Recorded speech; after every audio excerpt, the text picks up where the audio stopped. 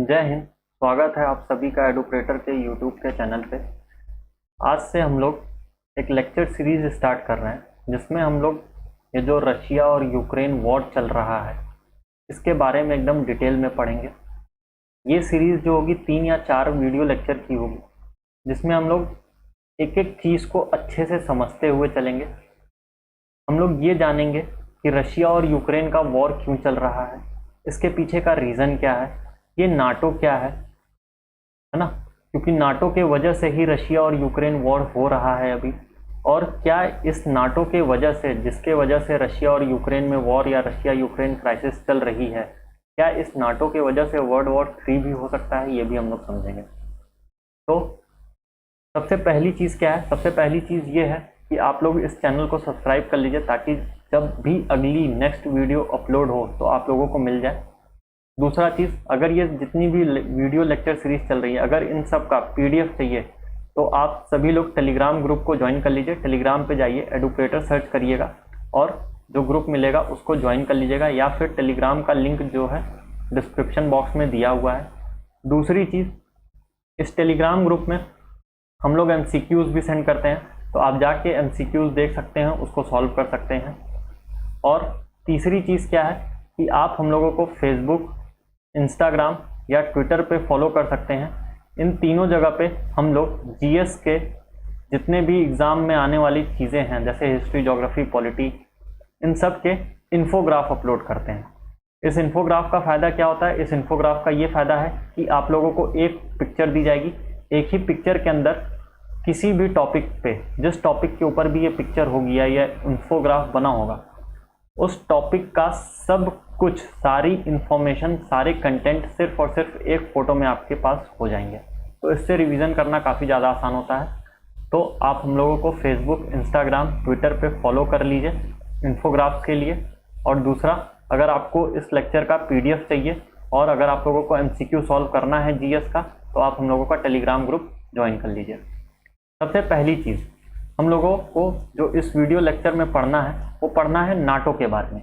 ये नाटो क्या है, ये क्यों बना, इसके बनाने के पीछे का रीज़न क्या है, ये सारी चीज़ें हम लोग आज के लेक्चर में समझेंगे। देखिए, सबसे पहली चीज़ तो ये है कि हम लोगों को मालूम है कि 1939 से लेकर 1945 तक ये 6 साल जो है, इस 6 साल में वर्ल्ड वॉर सेकेंड हुआ था। यानी 1939 से 1945 तक पूरे वर्ल्ड वॉर 2 का टाइम पीरियड है। इन 6 साल में कई कंट्री आपस में लड़ी और ये कंट्रीज 2 ग्रुप में डिवाइड थी। पहला जो ग्रुप था उसका नाम था एलाइड पावर और दूसरा जो ग्रुप था कंट्रीज का उसका नाम था एक्सिस पावर। तो ये जो पहला ग्रुप है एलाइड पावर, इसमें United kingdom, USA, France, Soviet union, ये सारी कंट्रीज आती हैं। और जो एक्सिस पावर थी इसमें जर्मनी, इटली और जापान आती हैं। तो ये जो दोनों ग्रुप हैं, एक्सिस पावर का और एलाइड पावर का, इन दोनों ग्रुप की आपस में लड़ाई होती है और इसी लड़ाई को हम लोग नाम देते हैं वर्ल्ड वॉर सेकेंड। ये टोटल 6 साल तक चली थी। अब जब भी वॉर होता है, जब भी लड़ाई होती है किसी भी 2 कंट्री के बीच में या कई कंट्रियों के ग्रुप के बीच में, तो उसका जो सबसे बड़ा ड्रॉबैक होता है या जो सबसे बड़ा नुकसान होता है वो ये होता है कि वॉर के बाद कंट्रीज की इकॉनमी बहुत तेजी से गिर जाती है, इकोनॉमिकल ग्रोथ काफ़ी कम हो जाता है। पहला, इकॉनमी बर्बाद हो जाती है। दूसरा, उस कंट्री की मिलिट्री जो है, मिलिट्री को भी काफ़ी नुकसान पहुंचता है। ठीक है।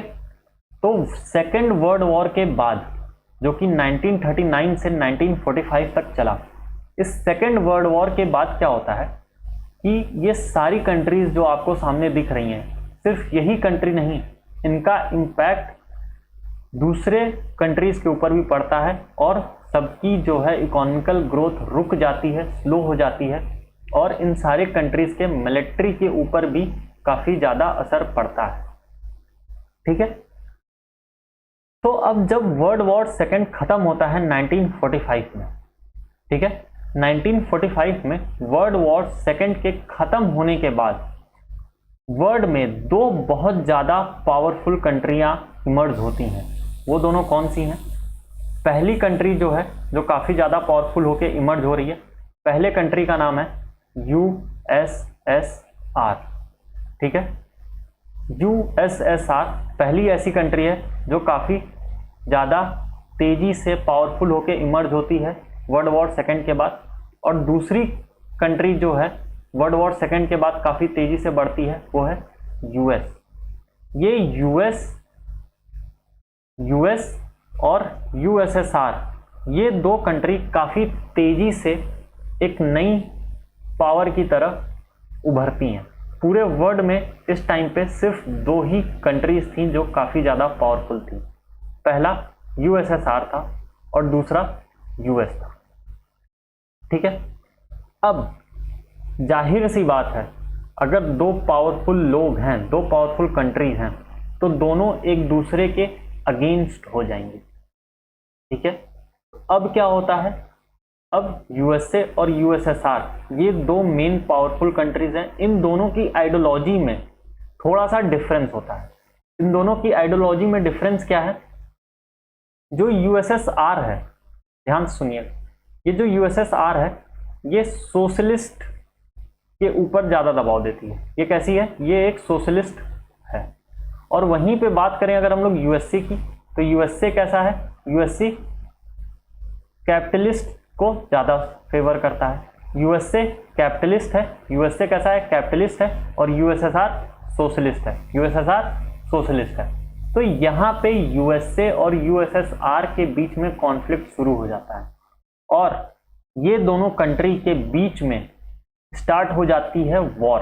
लेकिन ये एक ऐसी वॉर है जिसमें दोनों कंट्रीज में से कोई भी एक दूसरे से डायरेक्टली नहीं लड़ेंगी। ना तो USSR डायरेक्टली USA से लड़ाई कर रहा है, ना ही USA डायरेक्टली USSR से लड़ाई कर रहा है। यही जो लड़ाई चल रही है, इसी लड़ाई का नाम रखा गया कोल्ड वॉर। इसी लड़ाई का नाम क्या रखा गया? Cold war. ये एक ऐसा वॉर था जिसमें USSR न तो डायरेक्टली USA के ऊपर अटैक कर रहा है, न USA USSR के ऊपर अटैक कर रहा है। सिंपल वर्ड में कोल्ड वॉर का मतलब यही है। अब ये दो बड़ी कंट्रीज हैं जिनके बीच में लड़ाई हो रही है, कोल्ड वॉर चल रहा है। अब होता क्या है, इसी बीच में एक नए आदमी आते हैं, ठीक है। कब का टाइम है? टाइम चलता है 1948 का।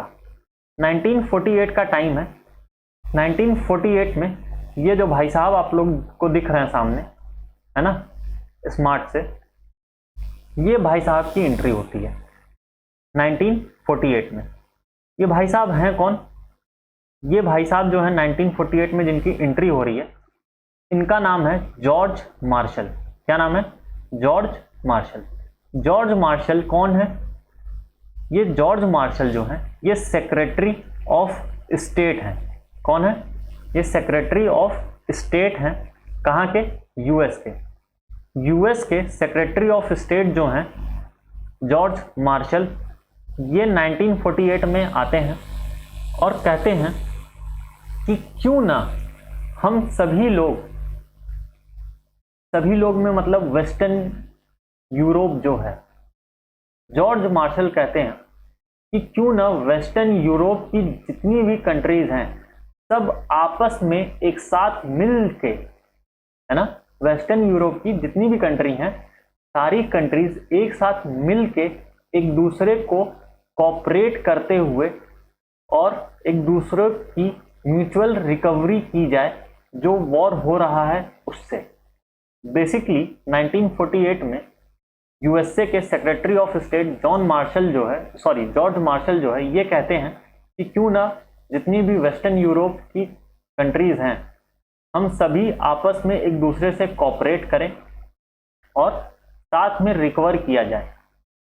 सब कहते हैं कि हाँ ठीक है, प्लान अच्छा है। और कुछ कंट्रीज जो हैं इनके प्लान से खुश होती हैं और कहती हैं कि वाह जॉर्ज भाई, आपने क्या प्लान दिया है, और कुछ कंट्रीज आके 1948 में ही अप्रैल के महीने में, ध्यान सुनिएगा, 1948 के मार्च के महीने में, 1948 के मार्च के महीने में इस जॉर्ज भाई के प्लान को अच्छा मानते हुए कुछ कंट्रीज इनके साथ जुड़ जाती हैं और वो सारी कंट्रीज एक ट्रीटी साइन करती हैं। क्या करती हैं? एक समझौता साइन करती हैं। और ये जो समझौता ये सारी कंट्रीज साइन कर रही हैं कि हम सब एक साथ रहेंगे, म्यूचुअली कोऑपरेट करेंगे और रिकवर करेंगे, ये समझौता जो साइन हो रहा है, ये समझौता साइन हो रहा है ब्रुसेल में। ठीक है, इसी वजह से इसका नाम पड़ता है ट्रीटी ऑफ ब्रुसेल। ये समझौता जो 1948 में मार्च के महीने में कुछ कंट्रीज आ रही हैं और साइन कर रही हैं, इसी को क्या बोला गया? Treaty of Brussels. और ये भाई साहब ने जो प्लान दिया था, सारी कंट्रीज आओ, वेस्टर्न यूरोप की सारी कंट्रीज एक साथ जुड़ती हैं और सब लोग साथ में डेवलपमेंट होगा, सब लोग साथ में म्यूचुअली रिकवरी किया जाएगा, सब लोग साथ में कोऑपरेट करते हैं एक दूसरे से। इस प्लान का नाम पड़ता है मार्शल प्लान। क्यों? क्योंकि इन भाई साहब का नाम है जॉर्ज मार्शल, तो इन्हीं के नाम से इस प्लान का नाम पड़ता है मार्शल प्लान। ठीक है, और इस प्लान का एक और नाम पड़ता है, इस प्लान का एक और नाम पड़ता है यूरोपियन रिकवरी प्रोग्राम। ठीक है, तो हो सकता है एग्जाम में आपसे क्वेश्चन पूछ ले, ये जो मार्शल प्लान था इसको लाने वाला कौन था? George Marshall. इस मार्शल प्लान का दूसरा नाम क्या था? इस मार्शल प्लान का दूसरा नाम है यूरोपियन रिकवरी प्लान। इसका नाम यूरोपियन रिकवरी प्लान क्यों पड़ा? क्योंकि ये जो भाई साहब हैं, अभी हम आपको बताएं, ये भाई साहब कहते हैं कि जो वेस्ट यूरोप की कंट्रीज हैं, जितनी भी वेस्ट यूरोप की कंट्रीज हैं, हम सब साथ में रिकवर करेंगे। जो वॉर में हम लोगों का लॉस हुआ है उससे हम लोग क्या करेंगे?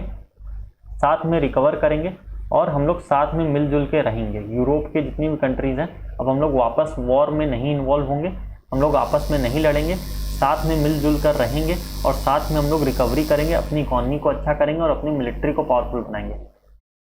इसी प्लान का नाम था मार्शल प्लान, लाने वाले का नाम था जॉर्ज मार्शल, और इसको एक और नाम से जाना जाता है यूरोपियन रिकवरी प्लान।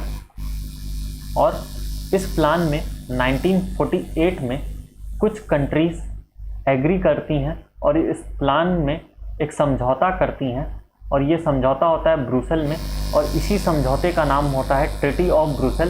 इस ट्रीटी ऑफ ब्रुसेल को कुछ कंट्रीज साइन करती हैं और मार्शल प्लान का मेंबर बन जाती हैं। वो कंट्रीज कौन कौन सी हैं? यहाँ पे जो आपको ग्रीन कलर में दिख रही हैं, ये सारी कंट्रीज हैं।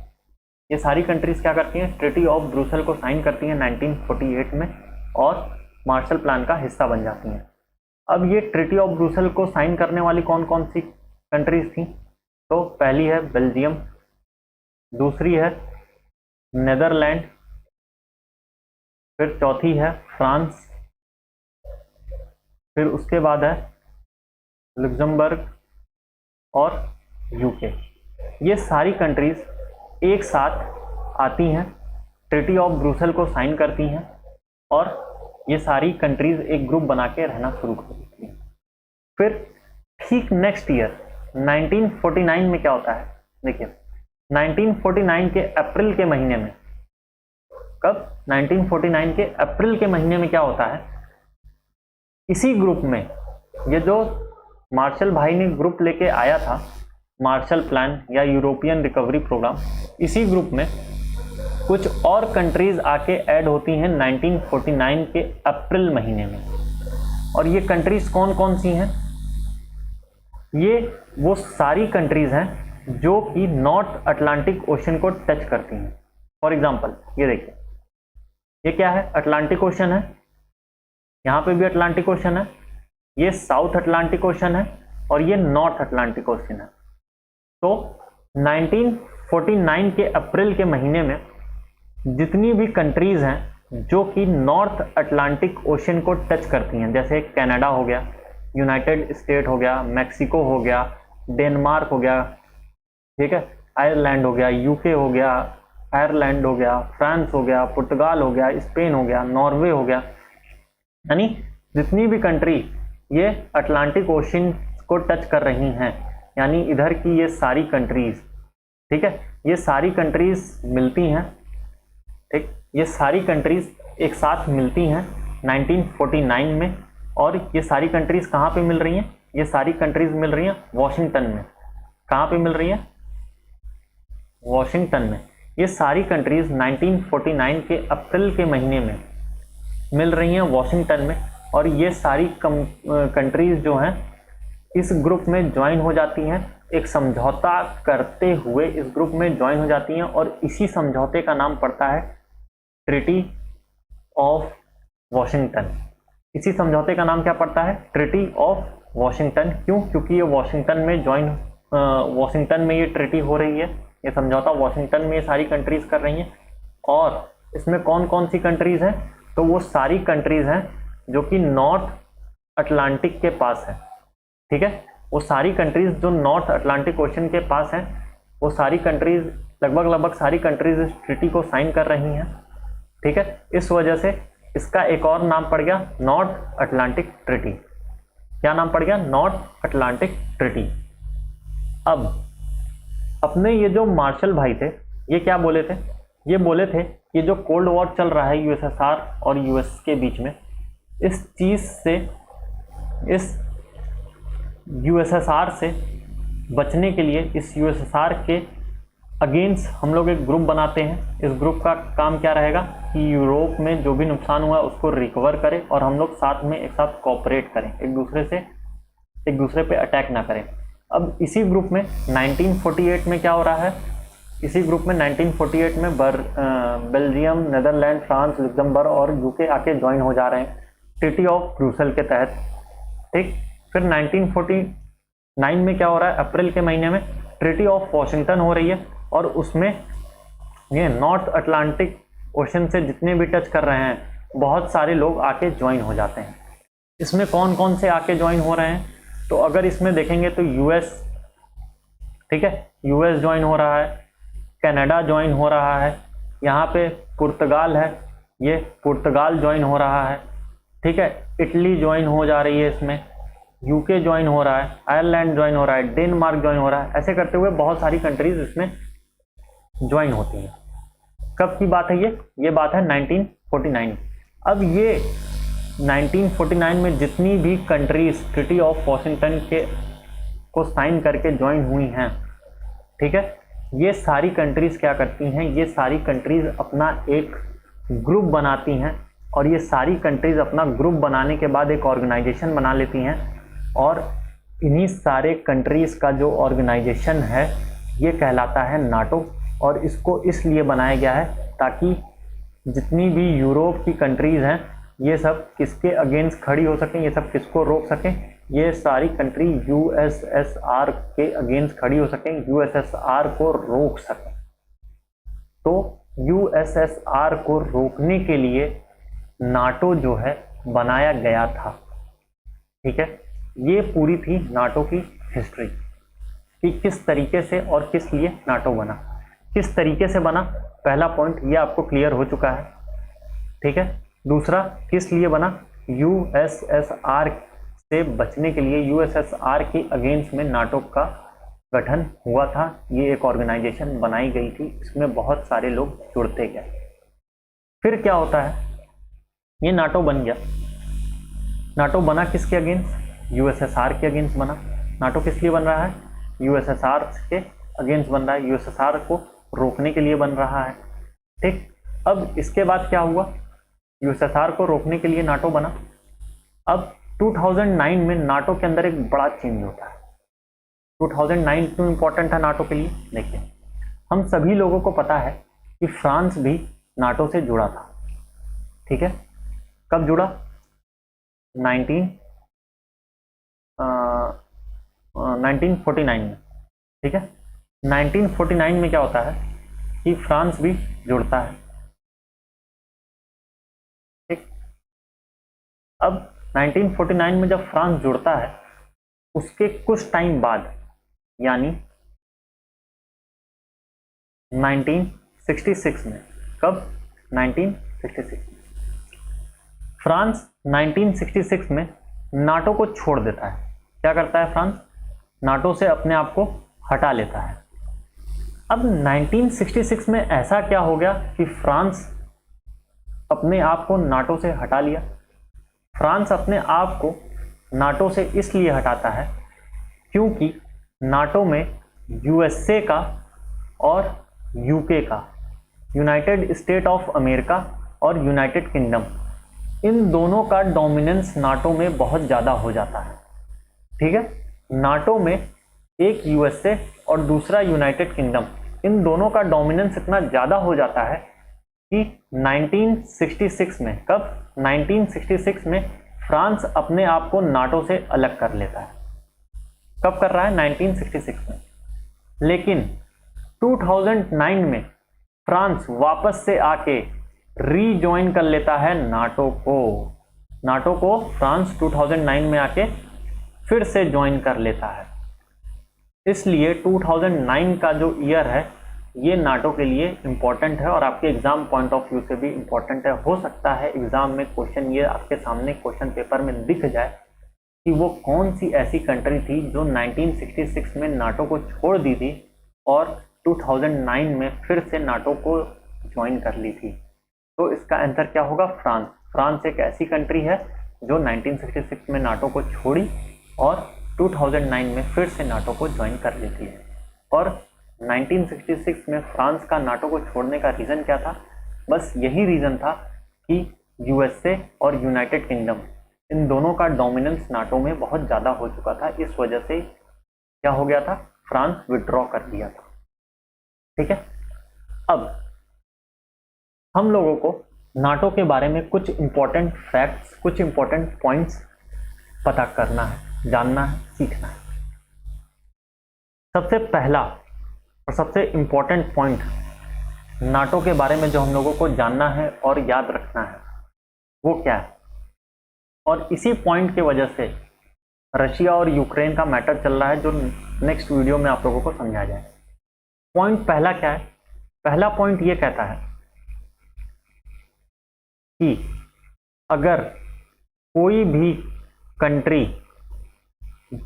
कंट्री है जो कि नाटो की मेंबर है, ठीक, कोई भी कंट्री अगर नाटो की मेंबर है और उस कंट्री पे कोई बाहर की कंट्री, कोई दूसरी कंट्री, ठीक है, कोई भी दूसरी कंट्री, और ये जो दूसरी कंट्री है ये नाटो की मेंबर नहीं है, ये दूसरी वाली कंट्री क्या है? नाटो को नहीं ज्वाइन की है। अगर वो कंट्री किसी ऐसे कंट्री पे अटैक करती है जो कि नाटो का मेंबर है, ठीक है, यानी मान लीजिए कोई कंट्री है जिसका नाम है XYZ, ये XYZ जो कंट्री है ये नाटो को नहीं ज्वाइन किया, ये नाटो की मेंबर नहीं है, और कोई दूसरी कंट्री है इसका नाम है ABC, और ये जो ABC कंट्री है ये नाटो की मेंबर है। तो अगर XYZ कंट्री जो है जो नाटो की मेंबर नहीं है, ये ABC कंट्री पे यानी जो नाटो की मेंबर है इसके ऊपर अटैक करती है, ठीक है, यानी कोई ऐसी कंट्री जो नाटो की मेंबर नहीं है और वो किसी ऐसे कंट्री पे अटैक करती है जो नाटो की मेंबर है, ठीक है, तो क्या होगा? तो नाटो में जितनी भी कंट्रीज हैं वो सारी कंट्रीज मिलके इस कंट्री को मारेंगी। सारी कंट्रीज एक साथ अपनी आर्मी, नेवी, एयरफोर्स को लगा देंगी किसके पीछे? उस कंट्री के पीछे जो नाटो की मेंबर नहीं है, और वो कंट्री अगर किसी नाटो के मेंबर को मारती। अच्छा, ये पॉइंट तो क्लियर है। अब जो इंपॉर्टेंट चीज यहां पे ध्यान रखनी है वो क्या है कि प्रेजेंट में नाटो में कितने मेंबर हैं। अभी अगर प्रेजेंट की बात करें तो नाटो में टोटल 30 कंट्रीज हैं जो कि ऐड है, टोटल कितनी कंट्रीज नाटो में ऐड है? 30 कंट्रीज हैं। इस 30 कंट्रीज में से 28 कंट्रीज जो हैं वो ऐसी हैं जो कि यूरोप की हैं, ठीक। और इस 30 में से 2 कंट्रीज ऐसी हैं जो कि नॉर्थ अमेरिका की हैं। अब अच्छे से समझिए, मान लीजिए इस 30 कंट्रीज में से किसी एक कंट्री में, इस 30 कंट्री में से एक कंट्री ये है, ठीक है। इस 30 कंट्री में से एक कंट्री ये है जिसका नाम है ABC। अगर इस ABC कंट्री पे कोई भी ऐसी कंट्री जो इस 30 कंट्रीज में से नहीं है, यानी कोई ऐसी कंट्री जो नाटो की मेंबर नहीं है, अगर वो इसके ऊपर अटैक कर दी, क्या कर दी? अटैक कर दी, तो ये 300 कंट्री मिल के इसको मारेंगे। ये 300 कंट्री क्या करेंगी? मिल के उस कंट्री को मारेंगी। ये सबसे पहला और सबसे इंपॉर्टेंट चीज है जो आप लोगों को ध्यान रखना है नाटो के बारे में। पहला पॉइंट क्लियर हो चुका होगा। दूसरा पॉइंट क्या है जो सबसे इंपॉर्टेंट है और हम लोगों को ध्यान में रखना है? नाटो के बारे में बोला जाता है कि ये कलेक्टिव सिक्योरिटी सिस्टम है। क्या है? कलेक्टिव सिक्योरिटी सिस्टम है। कलेक्टिव सिक्योरिटी सिस्टम का मतलब क्या है? सेम वही चीज है जो अभी आप लोगों को हम बताए हैं, यही पूरा प्रोसेस, ठीक है। अगर किसी भी कंट्री को कोई दूसरी कंट्री मारती है जो नाटो की मेंबर नहीं है, तो नाटो का पूरा ग्रुप उठ के मारेगा। तीसरी चीज जो हम लोगों को ध्यान में रखना है, अगर ये जो 30 कंट्रीज हैं जो नाटो की मेंबर हैं, अगर इन 30 कंट्री में से किसी कंट्री के अंदर, यानी किसी कंट्री के इंटरनल सिक्योरिटी को कुछ होता है, तो उसमें नाटो कोई हेल्प नहीं करेगा, कोई ताक-झाक नहीं करने जाएगा। अगर किसी कंट्री के अंदर सिविल वॉर चल रहा है, क्या चल रहा है? सिविल वॉर चल रहा है, तो नाटो कुछ नहीं करेगा, शांत रहेगा, ठीक। तीसरी चीज, अगर किसी कंट्री के अंदर इंटरनल कूप है तो नाटो कुछ नहीं करेगा, शांत रहेगा। फॉर एग्जाम्पल लेते हैं हम लोग इटली का, सॉरी टर्की का। टर्की में 2016 में क्या हुआ? इंटरनल कूप चल रहा था, मतलब आर्मी और गवर्नमेंट के बीच में लड़ाई चल रही थी, बगावत चल रही थी, सिविल वॉर चल रहा था, या कोई भी इंटरनल सिक्योरिटी का मैटर चल रहा था, ठीक है। टर्की में 2016 में क्या हुआ? इंटरनल कूप हुआ।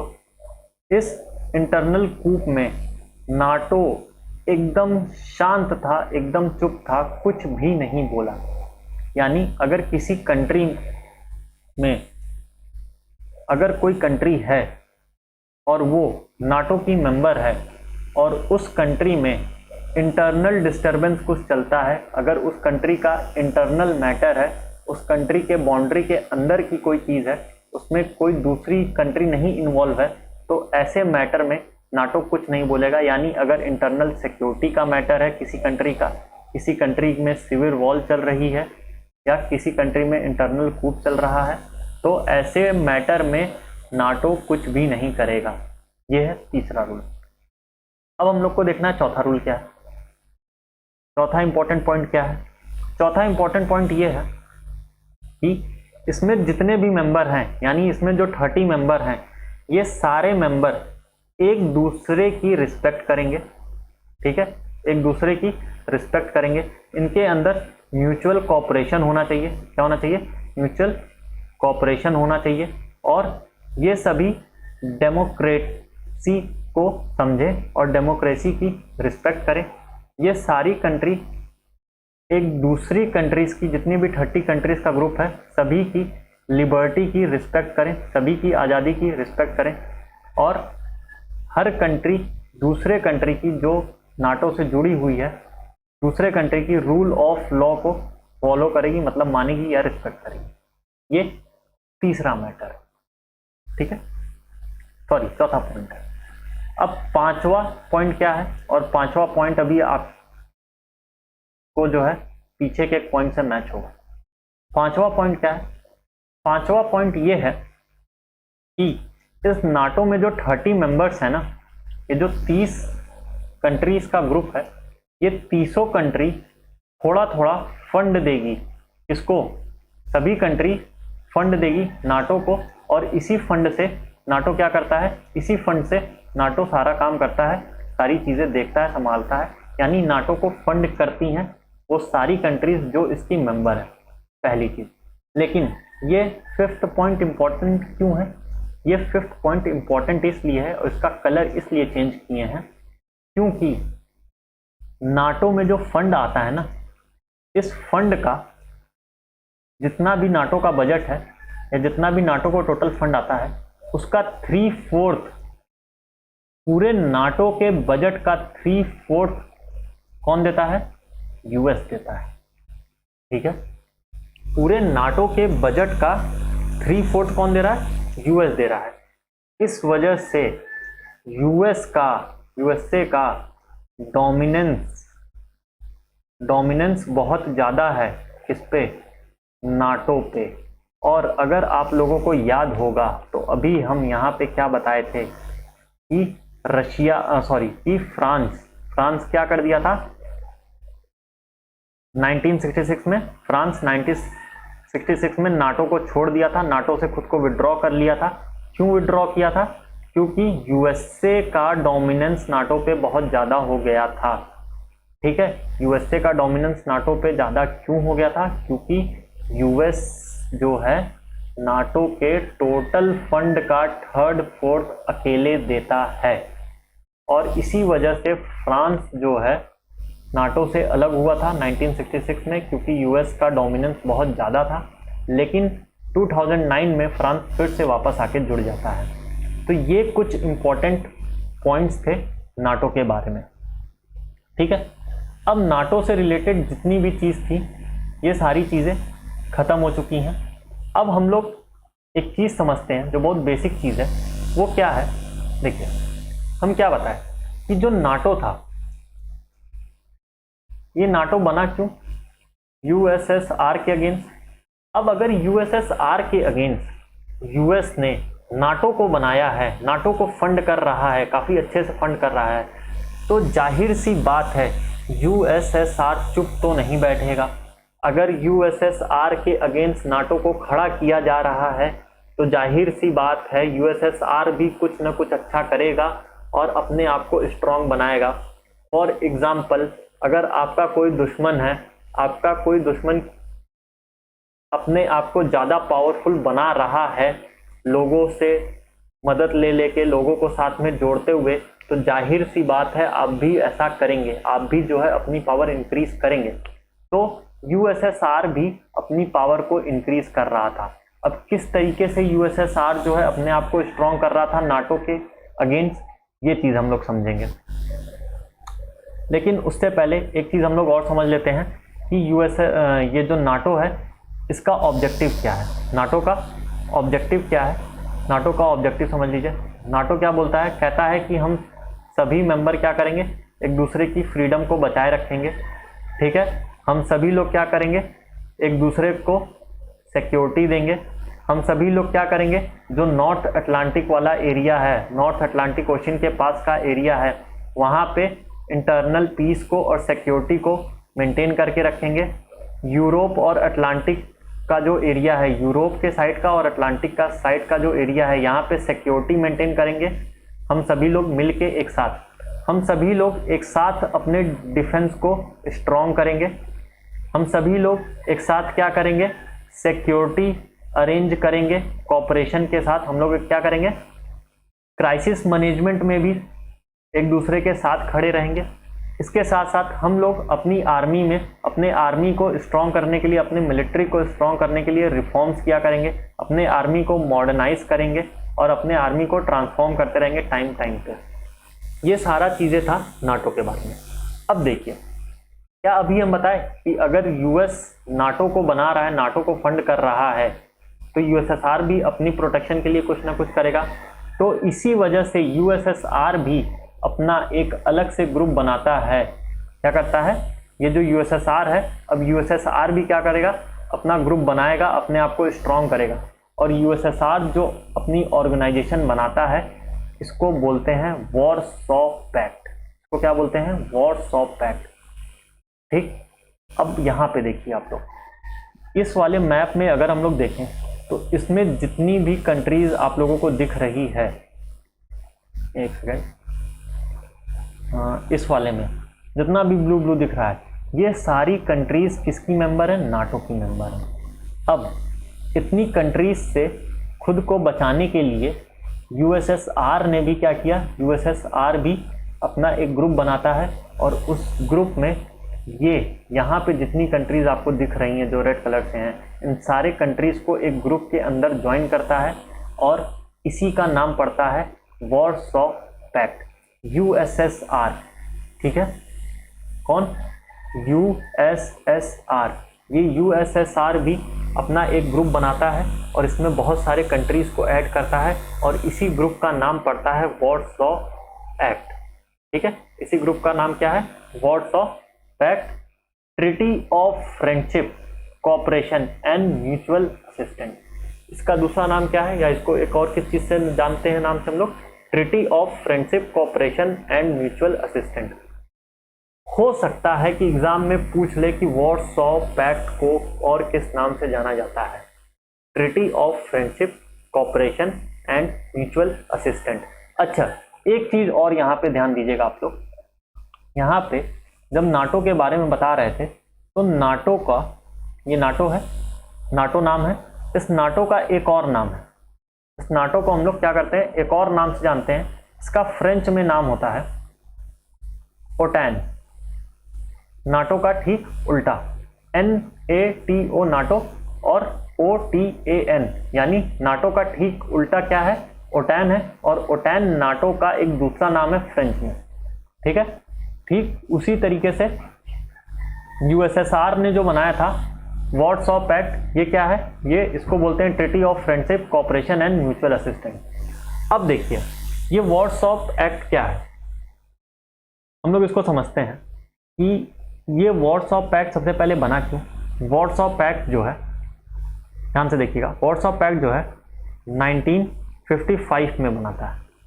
ठीक, हम लोगों को मालूम है कि 1948 से अगर हम लोग देखें तो 1948 से कहीं ना कहीं न्यू पड़ चुकी थी किसकी, नाटो की, और 1949 में नाटो ऑफिशियली बन चुका है। ठीक, तो अब इस नाटो से बचने के लिए नाटो के अगेंस्ट यूएसएसआर एक ऑर्गेनाइजेशन बनाता है 1955 में और इस ऑर्गेनाइजेशन का नाम रखता है वॉरसॉ पैक्ट। ठीक है, वॉरसॉ पैक्ट यूएसएसआर बनाया, क्यों बनाया, यहां तक आप लोगों को समझ में आ चुका होगा, क्योंकि यूएसएसआर खुद को नाटो से बचाने के लिए या नाटो के अगेंस्ट जो है वॉरसॉ पैक्ट बनाया था, पहली चीज। दूसरी चीज क्या है कि इस वॉरसॉ एक्ट में कुछ कंट्रीज आके ज्वाइन हुई, जैसे अल्बानिया, ठीक है, बुल्गारिया, पोलैंड, रोमानिया और खुद यूएसएसआर। ठीक है, यूएसएसआर अपने साथ रोमानिया, पोलैंड, बुल्गारिया, अल्बानिया को रखता है और इसके साथ ईस्ट जर्मनी आता है। जर्मनी पूरा नहीं, जर्मनी का एक छोटा सा, मतलब जर्मनी का ईस्ट साइड वाला पार्ट आता है और जुड़ता है वॉरसॉ पैक्ट में। ये जर्मनी की कहानी है, इसको अभी आगे समझाते हैं हम अच्छे से। अब देखिए होता क्या है कि 1955 में वॉरसॉ पैक्ट बनाता है यूएसएसआर और अपने साथ Romania, Poland, east Germany, Bulgaria और अल्बानिया को रखता है। ये सारी चीज़ें तो चलती हैं अच्छी खासी ठीक ठाक, लेकिन कुछ टाइम बाद, ठीक है, क्या होता है, कुछ टाइम बाद 1968 में अल्बानिया अलग हो जाता है। कब? 1968 में। 1968 में अल्बानिया अलग हो जाता है और 2009 में, कब? 2009 में अल्बानिया वापस से क्या मतलब, अल्बानिया 2009 में जाके मिल जाता है नाटो से। 2009 में एक और कंट्री जाके वापस से मिल गई थी नाटो से, उसका क्या नाम था? उसका नाम था फ्रांस। तो फ्रांस और अल्बानिया ये दोनों 2009 में जाके मिल जाते हैं किससे? नाटो से। अल्बानिया इस ग्रुप को छोड़ के चला गया, इसको हटा दीजिए। कब छोड़ के गया? 1968 में छोड़ के गया। ठीक। उसके बाद पोलैंड, यहाँ पे पोलैंड आप लोगों को दिख रहा होगा। पोलैंड क्या करता है? पोलैंड 1990 में छोड़ देता है। क्या छोड़ देता है? वार्सो पैक्ट को पोलैंड 1990 में छोड़ देता है। अब कौन बच रहा है? अब बच रहा है बुल्गारिया, रोमानिया, यूएसएसआर और ईस्ट जर्मनी। अब हम लोग जानते हैं ईस्ट जर्मनी की क्या स्टोरी है। देखिए, मान लीजिए कि ये कुछ इस तरीके से आपका जर्मनी है। एग्जाम्पल के लिए मान लीजिए ये क्या है? ये पूरी है जर्मनी। ठीक। अब अगर आप लोगों को थोड़ा बहुत डायरेक्शन का नॉलेज हो तो ऊपर होता है नॉर्थ, ये होता है साउथ, ये होता है ईस्ट और ये होता है वेस्ट। ठीक है। तो जो जर्मनी था ना, ये ऐसे दो पार्ट में डिवाइड था। ठीक है। जर्मनी क्या था? ऐसे दो पार्ट में डिवाइड था। इधर वाला जो पोर्शन था ये कहलाया वेस्ट जर्मनी और इधर वाला पोर्शन जो है ये कहलाया ईस्ट जर्मनी। वेस्ट जर्मनी और ईस्ट जर्मनी, जर्मनी दो पार्ट में डिवाइड था। पहले वाले का नाम मतलब जो वेस्ट साइड था इसका नाम पड़ा वेस्ट जर्मनी और इधर वाले का नाम पड़ा ईस्ट जर्मनी। अब होता क्या है, यहाँ पे ध्यान से समझिएगा कि ये जो जर्मनी है, इस जर्मनी का वेस्ट वाला जो पार्ट है, यानी जो वेस्ट जर्मनी है, इसको यूएस संभाल रहा है, ब्रिटेन संभाल रहा है और फ्रांस संभाल रहा है। ये तीनों मिलके संभाल रहे हैं किसको? वेस्ट जर्मनी को। और इधर ईस्ट जर्मनी को कौन संभाल रहा है? इसको रशिया अकेले संभाल रहा है, या जिसको हम लोग यूएसएसआर बोल रहे हैं। तो रशिया ईस्ट जर्मनी को संभाल रहा था और वेस्ट जर्मनी को यूएसए, ब्रिटेन और फ्रांस संभाल रहा था। अब ये तीनों किसके मेंबर हैं? नाटो के मेंबर हैं। नाटो से वेस्ट जर्मनी को खूब सारा फंड मिला, खूब सारा क्या दिया गया? फंड दिया गया। अब नाटो से जो फंड वेस्ट जर्मनी को मिला, इससे वेस्ट जर्मनी का क्या हुआ? काफी ज्यादा डेवलपमेंट हुआ। इससे क्या हुआ? वेस्ट जर्मनी का काफी ज्यादा डेवलपमेंट हो रहा है। जो फंड आ रहा है यूएस, ब्रिटेन और फ्रांस की तरफ से इसको हेल्प मिल रही है, फंड आ रहा है, इससे वेस्ट जर्मनी का काफी ज्यादा डेवलपमेंट हुआ। अब देखिए, वहीं अगर बात करें ईस्ट जर्मनी की, तो ईस्ट जर्मनी किसके पास है? रशिया के पास है। और यहाँ ईस्ट जर्मनी में कुछ खास डेवलपमेंट नहीं हो रहा था, उतना तेजी से डेवलपमेंट नहीं हो रहा था, डेवलपमेंट यहाँ का काफी स्लो था। अब एक बात बताइए, जब रशिया ईस्ट जर्मनी को संभाल रही है और इधर वेस्ट जर्मनी को यूएसए, ब्रिटेन, फ्रांस वगैरह संभाल रहे हैं, और वेस्ट जर्मनी का काफी तेजी से डेवलपमेंट हो रहा है और ईस्ट जर्मनी का डेवलपमेंट काफी ज्यादा स्लो हो रहा है, तो जाहिर सी बात है जितने भी लोग ईस्ट जर्मनी में रह रहे होंगे, ये लोग, इन लोगों को ये समझ में आ रहा होगा कि वेस्ट जर्मनी का काफी ज्यादा डेवलपमेंट हो रहा है, यानी नाटो से जुड़ जाओ, यूएस, ब्रिटेन, फ्रांस से जाके जुड़ जाओ, फायदे में रहोगे, डेवलपमेंट होगा। अब ईस्ट जर्मनी में जितने भी लोग रहते हैं ना, ये सारे क्या कर देते हैं? ये सारे विद्रोह कर देते हैं। ये सारे क्या कर देते हैं? यहाँ पे विद्रोह कर देते हैं और जर्मनी के अंदर शुरू हो जाता है सिविल वॉर। जर्मनी के अंदर क्या शुरू हो गया? सिविल वॉर शुरू हो जाता है। और ये जो जर्मनी दो पार्ट में डिवाइड रहता है, ठीक है, ये जर्मनी जो अभी तक दो पार्ट में डिवाइड रहता है, ठीक है, इन दोनों को एक कर दिया जाता है, ठीक है, और इन दोनों को एक कर दिया जाता है। और अगर आप लोगों को पता हो, जो जर्मनी की कैपिटल है उसका नाम था बर्लिन। जर्मनी की जो कैपिटल है उसका नाम है बर्लिन, और बर्लिन भी दो पार्ट में डिवाइड थी, ठीक है, बर्लिन भी ऐसे दो पार्ट में डिवाइड थी, आधी ईस्ट जर्मनी के पास थी, आधी वेस्ट जर्मनी के पास थी। और यहाँ बर्लिन में कहा जाता है कि बर्लिन भी दो पार्ट में डिवाइड थी, आधी ईस्ट के पास थी, आधी वेस्ट के पास थी।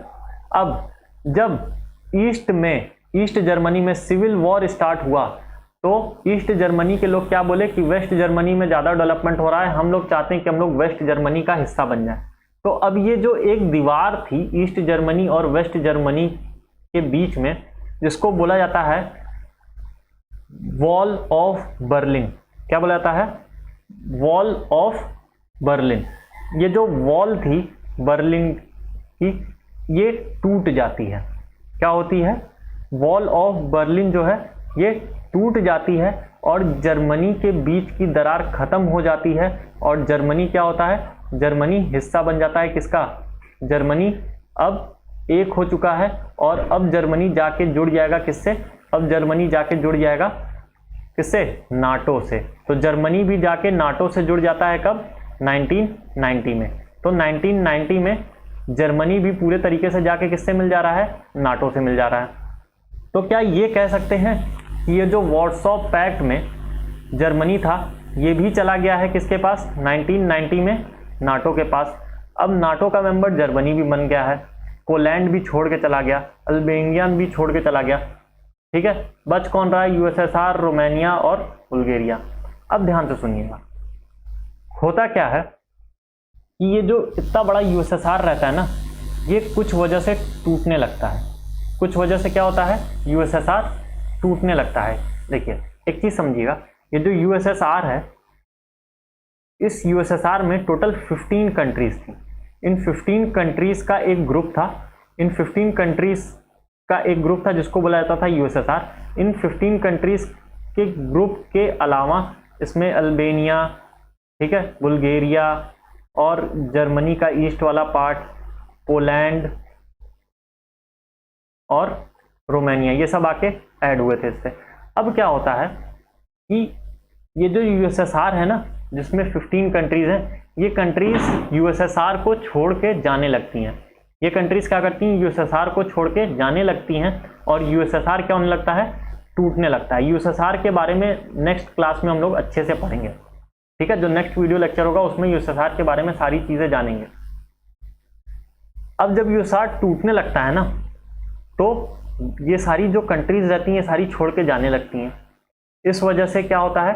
1991 में क्या होता है? ये जो वार्सो पैक्ट है ये खत्म हो जाता है। 1991 में वार्सो पैक्ट जो है, रशिया इसको यूएसएसआर ने बनाया था, ये वार्सो पैक्ट 1991 में खत्म हो जाता है। और इसके खत्म होने का 2 रीजन है। पहला कि यूएसएसआर जो है ये क्या होने लगा था? ये टूटने लगा था, बहुत सारी कंट्रियाज यूएसएसआर को छोड़ के जाने लगी थी। और दूसरा क्या हुआ? दूसरा होता है कि जो कोल्ड वॉर चल रहा था, अब ये कोल्ड वॉर हो चुका है खत्म, जिसके बारे में हम आपको स्टार्टिंग में बताए थे। तो ये सारा रीजन था जिस वजह से क्या हुआ था?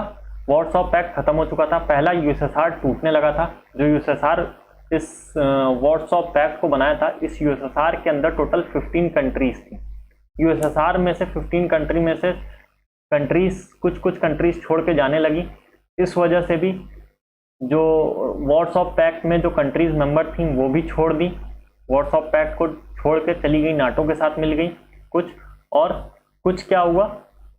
कुछ ऐसे ही छोड़ दी। और इस टाइम तक कोल्ड वॉर भी खत्म हो चुका था।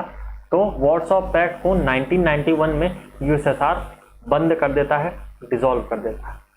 अब अभी तक हम लोग क्या क्या पढ़ चुके हैं? अभी तक हम लोग पढ़ चुके हैं नाटो के बारे में भी पढ़ चुके हैं हम लोग, नाटो को अच्छे से समझ लिए, नाटो क्या था और वार्सो पैक्ट क्या था ये भी हम लोग अच्छे से पढ़ चुके हैं। अब अगर हम लोग थोड़ा सा एक डिफरेंस और कुछ जो सिमिलैरिटीज हैं नाटो के बीच में और वार्सो पैक्ट के बीच में, इन दोनों की थोड़ी सिमिलैरिटीज और डिफरेंस को पढ़ लें तो ये टॉपिक हम लोगों का और आज का लेक्चर हम लोगों का पूरा हो जाएगा।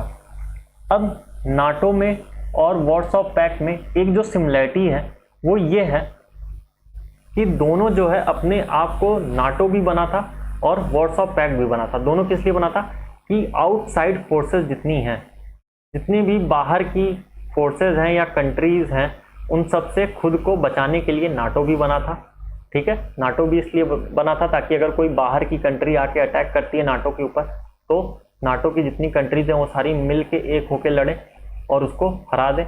वार्सो पैक्ट भी इसीलिए बना था कि अगर कोई बाहर की कंट्री या बाहर की कोई फोर्स आती है तो हम सभी मिले और उसको वहां से हटा दें और किसी कंट्री को कैप्चर ना करने दे, पहली चीज़। दूसरी चीज़ क्या है कि अगर हम लोग बात करें नाटो की, तो नाटो क्या है, नाटो यूएसए का डिप्लोमेटिक टूल है। यानी यूएसए का डिप्लोमेटिक टूल कौन है, नाटो है। और वैसे ही यूएसएसआर का, या फिर कह लो कि रशिया जो यूएसएसआर है, यहाँ पर लिख रहा है, जो यूएसएसआर है इसका डिप्लोमेटिक टूल कौन है, वॉर्सो पैक्ट था। ठीक है। अब नाटो क्या है, नाटो जो है वेस्ट यूरोप को, ठीक है, वेस्ट यूरोप को क्या करता था नाटो, वेस्ट यूरोप में नाटो का प्रभाव जाता था। और वॉर्सो पैक्ट में क्या था, वॉर्सो पैक्ट में जो ईस्टर्न यूरोप था, ईस्टर्न यूरोप की बहुत सारी कंट्रीज जो है वॉर्सो पैक्ट की मेंबर थी। तो ईस्टर्न यूरोप में वॉर्सो पैक्ट का थोड़ा दबदबा था और वेस्टर्न यूरोप में नाटो का थोड़ा दबदबा था। वो दूसरी बात है कि नाटो आगे चल के ईस्टर्न यूरोप की कंट्रीज को भी अपना मेंबर बना लेता है। ठीक है। अब अगला क्या है, अगर अगला पॉइंट हम लोग देखें इन दोनों में, तो अगला जो पॉइंट है वो बहुत इंपॉर्टेंट है। इंपॉर्टेंट पॉइंट क्यों है, देखिए, अगर बात करें हम लोग नाटो की, ठीक है, और अगर हम लोग बात करें वॉर्सो पैक्ट की, तो इन दोनों में एक चीज बहुत कॉमन है। ये जो एक चीज कॉमन है ना, वो क्या है कि नाटो जो है और वॉर्सो पैक्ट, अगर बात करें हम लोग वॉर्सो पैक्ट की, तो वॉर्सो पैक्ट जो है ये काफी ज्यादा एग्रेसिव फोर्स मानी जाती थी। ये एग्रेसिव ग्रुप था। ठीक है। इसकी जो फोर्स थी ये काफी ज्यादा एग्रेसिव थी। एग्रेसिव क्यों थी, क्योंकि जितने भी वॉर्सो पैक्ट के मेंबर थे ये सभी लोग अपने मिलिट्री को हमेशा बॉर्डर पे खड़ा किए रहते थे। ऐसा लगता था जैसे बॉर्डर पे भी लड़ाई होने वाली है। तो वॉर्सो पैक्ट के जो भी मेंबर थे वो लोग क्या किए थे, अपनी मिलिट्री को, अपने आर्मी को हमेशा जो है बॉर्डर पे खड़ा किए करते थे कि हाँ बेटा तुम गोली तो चलाओ फिर हम तुमको बताते हैं। तो ये कैसा दिखता है, ये एक एग्रेसिव फोर्स का पता चलता है। और वहीं पे अगर हम लोग बात करें नाटो की, इसकी अगर यहीं पे हम लोग बात करें नाटो की, तो नाटो का क्या है, नाटो को बोला जाता है कि इसकी मासिव रिटेलिएशन पॉलिसी को फॉलो करता है।